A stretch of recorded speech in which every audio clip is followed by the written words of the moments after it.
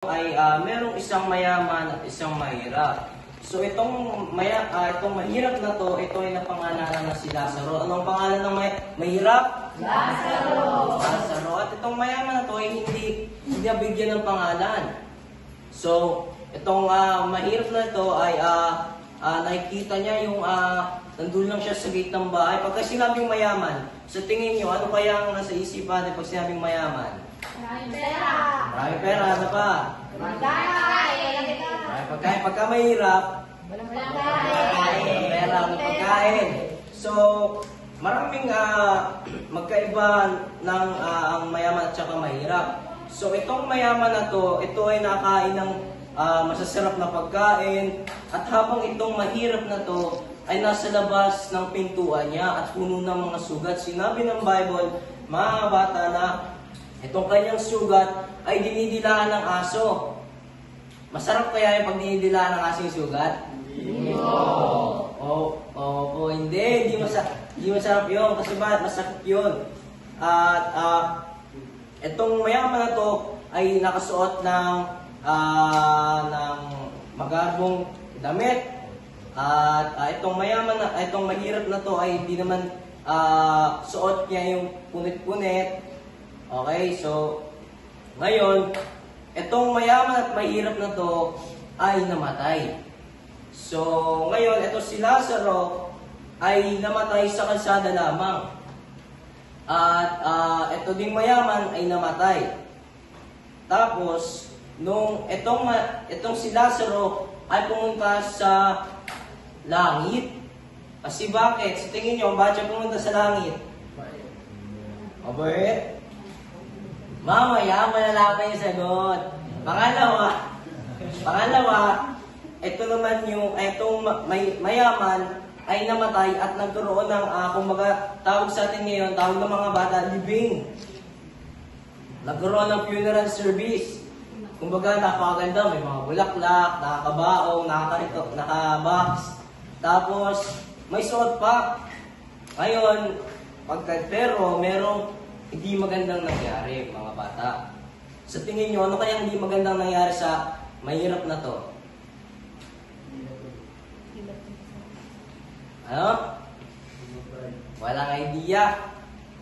So, itong mahirap na to, itong mayamang ito, pagkadilat ng kanyang mata, pagkamulat niya, nakita niya, napakainit, at nakikita niya, nagtataka siya, nasa na ba siyang lugar? So ngayon, naisip niya, siya ay nasa impyerno. Nasaan siya? Impyerno. Nasa impyerno. So ngayon, ito namang si Lazaro, at may kasama siyang isang tao. Sino yun? Si Tatay Abraham. Anong pangalan? Nasaan sila? Nasa hindi. Nasa langit. Okay? So, nung itong mahirap na to, nakita niya si Lazaro na sa taas. Natandaan niya lahat, nasa lupa pa sila, baliktad yung kanilang sitwasyon. Yung mayaman, siya yung nasa payapa, nasusunod kung anong gusto niya, at nakakain niya kung anong gusto niya. At ito namang mahirap na to, wala siyang nagawa, kundi ang kinakain niya lang ay yung mga mumo na kinakain ng mayaman.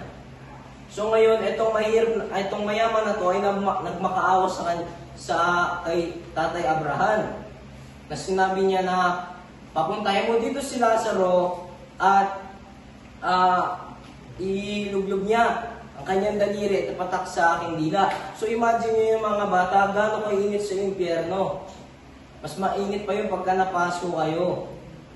So, pero sinabi ni Abraham, hindi na pwede. So ngayon, nag-request naman yung mayaman. Sinabi niya, Tatay Abraham, kung pwede man lang magpadala ka doon ng isang ng mga anghel at iwin yung mga yung mga kapatid ko, sapagkat ayaw ko mapunta sila dito. So sinabi ng mayaman na gusto niya ring maligtas yung kanyang mga kapatid. Na ayaw niya maranasan yung mga naranasan niya sa impyerno. Pero anong nangyari? Huli na ang lahat. So ngayon nga, meron ang Panginoong Kristo, tayong lahat mga bata ay pupunta sa impyerno. So dahil saan? Dahil sa ating kasalanan na nagagawa. So ngayon, kung wala tayong pananampalataya at pagsisisi or pagbabago ng isip mga bata, hindi tayo pupunta sa langit, katulad ni Lazaro. Ang pera, ano nga pag mayaman? May pera. Magandang bahay. Ano pa? Damit, maganda. Pero, hindi yun, baliwala lahat yun. Nadala niya ba yung mga pera niya, nakakayamanan niya sa impyerno? Hindi. So mga bata, sinasabi ng Bible na ang kailangan na natin gawin, may binigay na regalo ng Panginoon Kristo ay tayo manampalataya at magsisi sa kasalanan. So itong regalo na to, ano itong regalo na to kay James? Itong regalo ito ay yung buhay na walang hanggan. So, once na tayo ay magsisi at manampalataya sa kasalanan nating ginagawa, ay manampalataya tayo sa Panginoon Kristo, tayo ay pupunta ng langit. So yun lamang nais ko ay bahagi sa inyo at memory verse natin para sa next Saturday ay Ephesians chapter 2 verse 8 to 9. So dapat next week na makabisado niyo yan. Thank you.